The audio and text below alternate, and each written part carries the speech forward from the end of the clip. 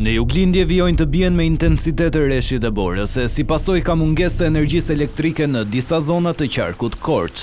Defektet kanë prekur disa linja furnizimi, ndërsa konsumatorët e rëndësisë së veçantë furnizohen normalisht. 11 ekipe teknike të OSHE janë në gatishmëri dhe ndodhen në terren, duke punuar për riparimin e defekteve dhe rikthimin sa më të shpejtë të energjisë. Ndërkohë, sa i përket infrastrukturës rrugore rurale, Emergjenca Civile të Bashkisë Maliq raportojnë një problematik në njësinë administrative Moglic, ku si pasojë e shkarjes së dherave, është bllokuar segmenti rrugor që lidh fshatrat Kodras, Peshtan dhe Protopap. Strukturat përgjegjëse ndodhen në terren dhe po punojnë për pastrimin e rrugës dhe rikthimin e qarkullimit normal.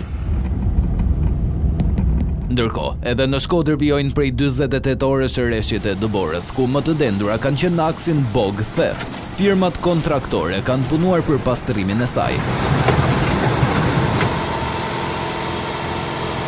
Rrugët janë të kalueshme dhe qarkullimi duhet të kryhet me goma dimërore dhe zinxhir. Segmenti më problematik mbetet qafa e Thorës, 1700 metër mbi nivelin e detit.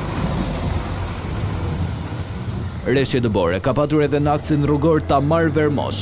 Autoritetet kanë paralajmëruar drejtuesit e mjeteve që të tregojnë kujdes dhe të zbatojnë rregullat e qarkullimit rrugor, duke u pajisur me zinxhir.